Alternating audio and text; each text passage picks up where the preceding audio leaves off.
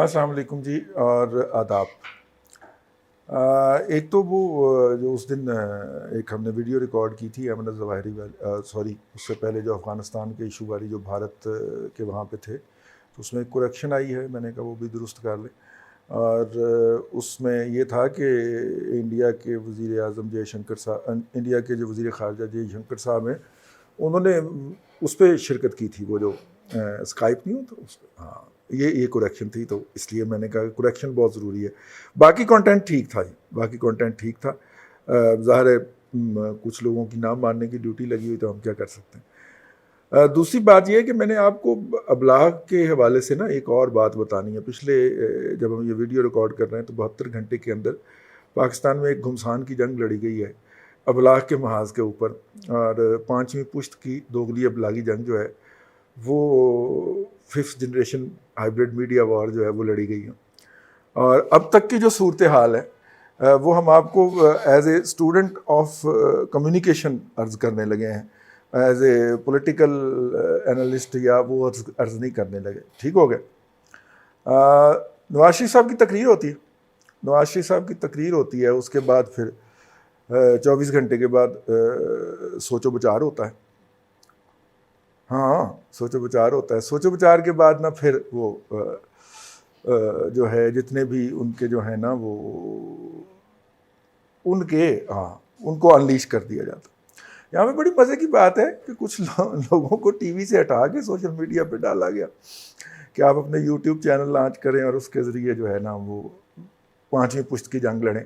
تو وہ بیچارے ہٹ گئے وہاں سے، کچھ لوگ ان میں سے کھچ رہے تھے، چلاک تھے، انہوں نے کہا نہیں، ٹی وی بھی ساتھ ساتھ چلائیں گے اور سوشل میڈیا پہ بھی آپ کی خدمت کریں گے۔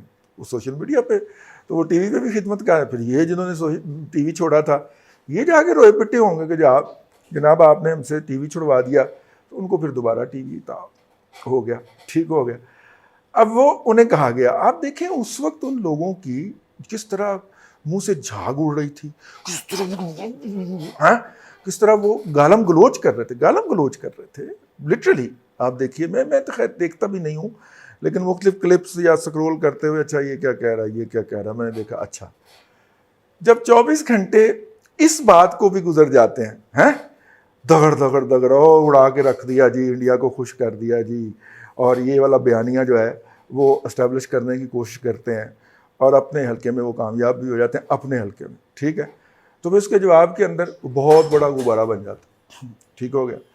اس غبارے کے اندر ایک پن ماری جاتی، اور وہ پن جو ہوتی ہے وہ جناب سید طلعت حسین صاحب کا وہ ہوتا ہے کہ جناب اصل میٹنگ 16 کو تو نہیں ہوئی تھی، اصل میٹنگ جو ہے وہ تو 8 کو ہوئی تھی، 7-8 کو ہوئی تھی، اور اس میں یہ ہوا تھا، ٹھیک ہے۔ جس طرح انہوں نے کہا کہ ذرائع یہ کہتے ہیں کہ کسی کا سیاست سے کوئی تعلق نہیں ہے، جواب آیا کہ ذرائع یہ کہتے ہیں کہ 16 والی میٹنگ تو کوئی معنی نہیں رکھتی، اصل میٹنگ تو 8-9 والی تھی۔ تو وہ جو پورا بیانیہ 24 گھنٹے میں گھڑا گیا تھا، ٹھیک ہے، وہ دھڑام سے گر گیا، ٹھیک۔ تو 24 گھنٹے یہ اس میں ایک اور بھی کریکٹر آتا ہے، وہ میں آپ کو بعد میں بتاتا ہوں۔ 24 گھنٹے پھر اس کو چلنے دیا گیا، اور 24 گھنٹے کے بعد، مزید 24 گھنٹے کے بعد مریم نے آ کے میڈیا پہ کہا کہ میاں صاحب کے تو کسی نمائندگی کی کسی سے ملاقات نہیں ہوئی، ٹھیک ہے، یعنی ڈسون کر دیا اپنی جگہ پہ کھڑے ہو کے۔ ساڈا تو کچھ لینا دینا ہی نہیں ہے اس ایشو دے نال۔ یہ ہے وہ 5th جنریشن میڈیا وار، ٹھیک ہے۔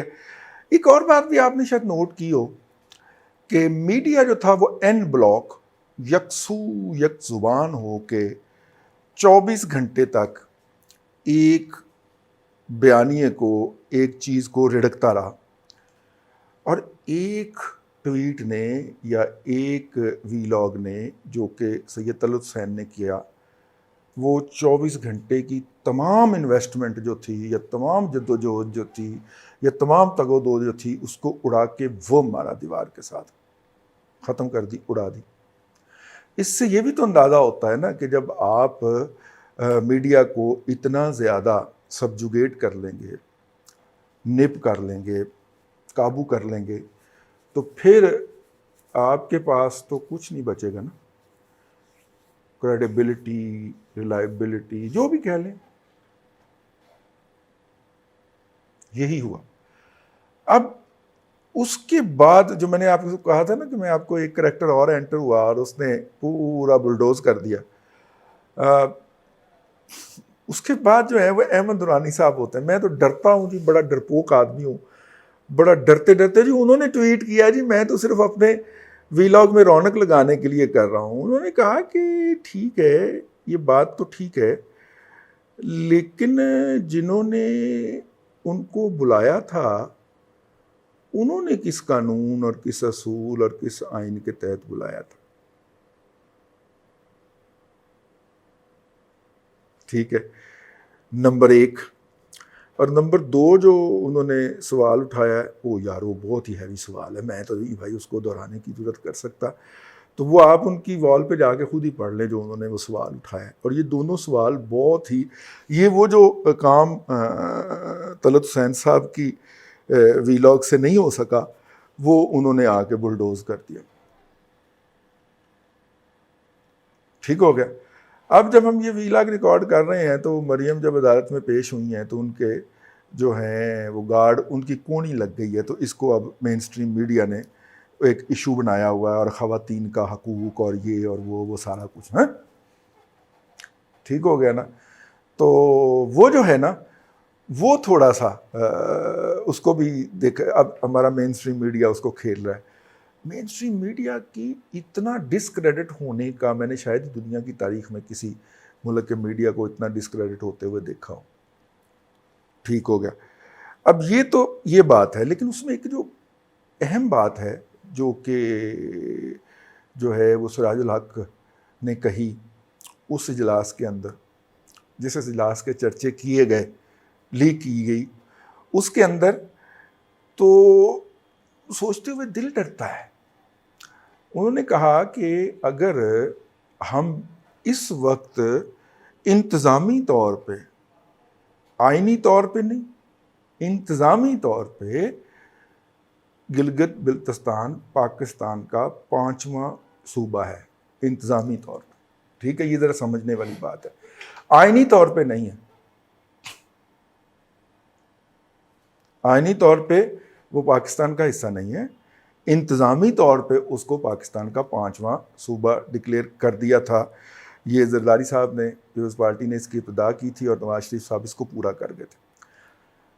اب اگر کوئی اٹھ کے کہتا ہے کہ اسے آئینی طور پہ بھی پاکستان کا 5واں صوبہ ڈکلیئر کر لیا جائے تو اس کا مطلب یہ ہے کہ وہی کام پاکستان میں بھی کر لیا جائے جو مودی نے وہاں پہ کیا, اور یوں Kashmir is a closed and past transaction.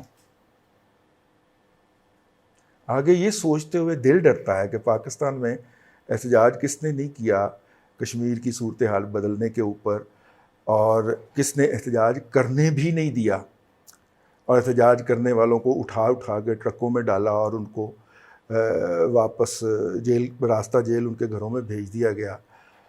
تو اور اب وہ آئینی طور پہ بھی اس کو 5واں صوبہ اگر ڈکلیئر کروانا چاہتے ہیں, آئینی انتظامی طور پہ وہ ہو چکا ہوا ہے. ٹھیک ہے, اس کا باقاعدہ بجٹ ہے, ایک ریپرزنٹیٹیو کونسل ہے, اس کی عدالتیں ہیں, وہ سب وجود میں آ گئے ہوئے ہیں. لیکن اگر آپ آئینی طور پہ بھی کر لیتے ہیں تو پھر آپ کے قدم کے اندر اور مودی کے اقدام کے اندر کوئی فرق نہیں رہتا. اور بائی دا وے جس کا کور لے رہے ہیں آپ کہ سی پیک کے لیے یہ ضروری ہے, تو چائنا سی پیک کے حوالے سے انتظامی طور پہ اسے 5واں یونٹ ڈکلیئر کرنے پہ مطمئن ہو چکا ہے. تو یہ کور نہ لیا جائے, یہ جعل سازی ہے, یہ جھوٹ ہے. ٹھیک ہے نا. یہ بالکل ویسے ہی ہے جیسے ایف اے ٹی ایف کے قانون کا کور لے کے 180 دن کے لیے آپ لوگوں کو اندر ٹکنے کی بات کر رہے ہیں. الزام لگے گا نا, کوئی کل کو اٹھ کے میرے خلاف ایک جعلی درخواست ڈال دیتا ہے, بے نامی درخواست ڈال دیتا ہے کہ جناب یہ جو بندہ ہے اس نے نا فلاں جگہ پہ یہ فراڈ کیا ہے. ٹھیک ہے, تو 180 دن تک تو میری سنوائی ہی نہیں ہے نا کہ میں کہہ سکوں کہ جناب یہ بندہ تو میں اسے جانتا ہی نہیں ہوں, اس بندے کو نہ میری اس سے کوئی ملی ہے، نہ میں اس جگہ پہ گیا ہوں جس جگہ کے اوپر یہ بات کر رہا ہے. یہ میرے بینک اکاؤنٹ دیکھ لیں، اس میں کوئی ٹرانزیکشن نہیں ہوئی. یہ میری حالت دیکھ لیں، اگر یہ میں نے ٹرانزیکشن کی ہوتی تو میری یہ حالت ہوتی.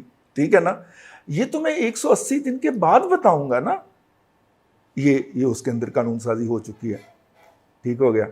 تو اگر یہ اس کے اندر قانون سازی ہو چکی ہوئی ہے تو اب جو ہے وہ اسی طرح مطلب ویسے لگے ہاتھوں اس ایف اے ٹی ایف میں یہ بھی اپروو کروا لیتے سر، اتنا کیا وقت ڈالنے کی ضرورت تھی. تو اب اگر ہم اس کی حیثیت چینج کرتے ہیں تو اس کا مطلب ہے کہ ہم ریسیپروکیٹ کر دیتے ہیں مودی صاحب کو کہ مودی صاحب جو آپ نے کیا وہ آپ کو مبارک، اور یہ جو ہم کر رہے ہیں یہ ہمیں مبارک. اور نام ہم لیتے ہیں سی پیک کا. بڑی خوفناک پروپوزیشن ہے، بہت خوفناک پروپوزیشن ہے. اس سے آگے نہ میں کچھ سوچنے کا روادار ہوں یا میری ہمت نہیں پڑتی میں سوچ سکوں، اور نہ میں اس سے آگے کچھ بول سکتا ہوں. پریشان کر کے جا رہا ہوں آپ کو، آج لطیفہ نہیں سناؤں گا. اللہ آپ کو آسانیاں عطا کرے اور آسانیاں خلق خدا میں تقسیم کرنے کی توفیق عطا کرے.